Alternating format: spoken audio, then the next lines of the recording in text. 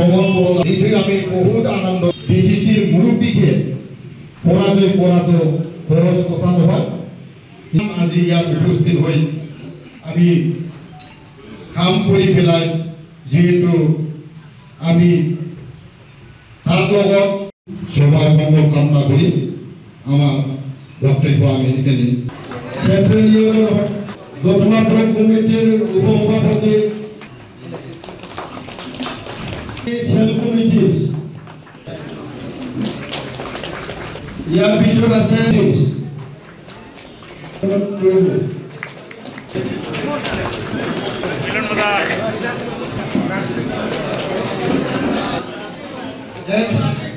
BLT Welfare Society.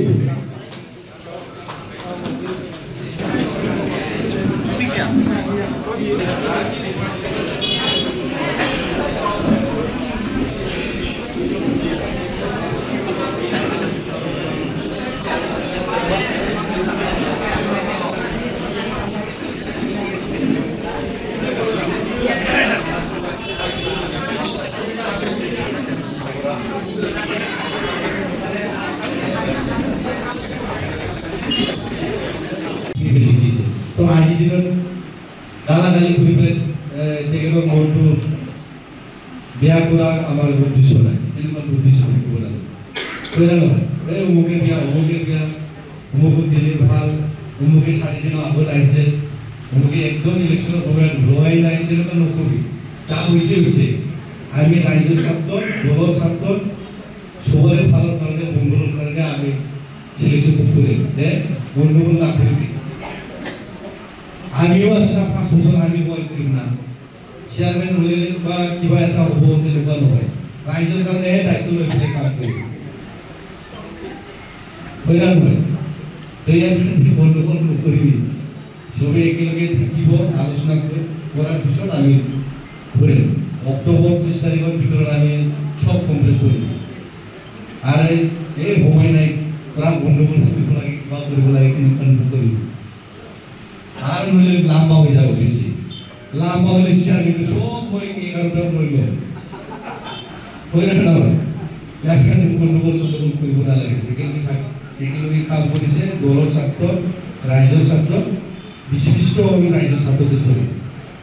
এইখিনি মই মন্ত্ৰৰ পৰা আপোনালোক সকলোকে মই অনুৰোধ কৰিছোঁ আপোনালোকে যাতে সংযমেৰে থাকে আপোনালোকে আমাৰ দলৰ নেতাসকলৰ প্ৰতি যাতে আপোনালোকে আস্থা ৰাখে বিশ্বাসটো ৰাখে হয় না আমিও 5 মিনিট নকৰে আৰু মই দিনা কৈছি বলে কৰিবা 10 লাখ টাকা লৈছি বলে কৈছি 10 লাখ টাকা আমি দিয়াইছো ইচ্ছাকে তো মোৰ ফাইনাল দি দিছিল কাই সামা দিছি মই 10 লাখ টাকা মই বলে 10 লাখ টাকা দি দিছি বলে মোর সেরমেন্ট বলে ফোন পাম কইছি বলে আপনাদের কই লাভ নাই কিন্তু এনে খেলা করা কথা নয় এরকম খুব না ভাই এরকম খুব না aku bikin baik lah terus lah kalau masih bisnis ini terus selalu mencoba bila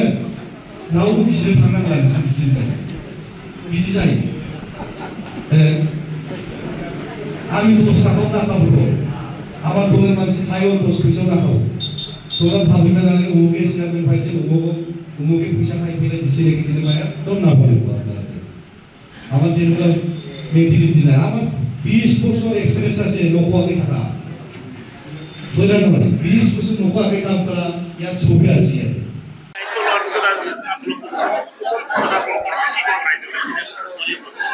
তো নমস্কার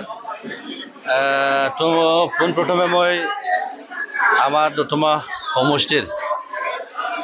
আমার দতমা ব্লক স্পেশালি দতমা ব্লক বিপিএফ আর পিএমএসি আর আমার CWCৰ সদস্যসকলক মই অন্তৰৰ পৰা ধন্যবাদ জ্ঞাপন কৰিছোঁ লগতে আমাৰ প্ৰাইমাৰী কমিটি আৰু বিভিন্ন জাতি জনগোষ্ঠী আমাৰ দতমাবাসী হিচাপে যিয়ে মোক মৰম দিলে যিয়ে মোক আশীৰ্বাদ দিলে এইটো মই ভাষা দি মই ক'ব নোৱাৰোঁ তো মই কালি এটা শব্দ দি মই ক'ব খুজিছোঁ কালি মই অন্তৰৰ পৰা তেখেতসকল সকলোকে মই ধন্যবাদ জ্ঞাপন কৰিছোঁ আৰু মই সকলৰ আমাৰ দতমা সমষ্টিৰ লগতে আমাৰ BTC-বাসী ৰাইজৰ মই আশীৰ্বাদ বিচাৰিছোঁ আগন্তুক দিনত মই ছ'চিয়েল ৱেলফেয়াৰ ডিপাৰ্টমেণ্ট লৈ বিভিন্ন জাতি জনগোষ্ঠীৰ মাজত বা আমাৰ BTC-খনৰ মাজত আমি যাতে ভালে ভালে কাম কৰিবলৈ আমি সক্ষম হওক, ইয়াৰ কাৰণে মই ভগৱানৰ ওচৰত মই প্ৰাৰ্থনা জনাইছোঁ। তো আমি এইবাৰ 20 বছৰৰ পিছত এজন EM পাব সক্ষম হৈছোঁ। এই গতিকে মই প্ৰথম আমাৰ আগ্ৰামা মহিলা ছাৰক ধন্যবাদ জনাইছোঁ। তাৰ লগতে আমাৰ সকলো আমাৰ দতমা সমষ্টিৰ যিমানবিলাক ৰাইজ আছে সেই ৰাইজসকলক আমি ধন্যবাদ জনাব লাগিব, কাৰণ তেখেতসকলে আমাৰ প্ৰকাশ বৰছমনী ছাৰক জিকাই EM হ'বলৈ সক্ষম হ'বলৈ তেওঁলোকে উৎসাহ জনালে, আৰু মই তেওঁলোকক ধন্যবাদ জনাইছোঁ। যেহেতু 26 নির্বাচন সমাগত, 26 এসেম্বলি নির্বাচন সমাগত, সেক্ষেত্রে নাইজলে কি আপনারা? না, 26তো আপোনালোকে দেখিছে, যিহেতু আমি এইবাৰ 28টা সমষ্টিতে জিকিলোঁ, আৰু আমাৰ যিটো দতমা সমষ্টি হিচাপে চাওক, দুজন মানুহ আছিলে, এজন হৈছে CEM আৰু এজন হ'ল আমাৰ BTC অঞ্চলৰ এজন ধনকুবেৰ। তেওঁলোকৰ লগতে আমি কুৰুক্ষেত্ৰ যুদ্ধত আমি জয় হ'বলৈ সক্ষম হ'লোঁ। ইয়াৰ পৰা আমি বুজিব পাৰোঁ যে আমি 5 মাহৰ পিছত যিটো আমাৰ বিধানসভাৰ ইলেকশ্যন হ'ব, ইয়াত কোনো এটা কি নহয়, একেবাৰে আমি হাঁচি খুচি আমি জিকি যাম।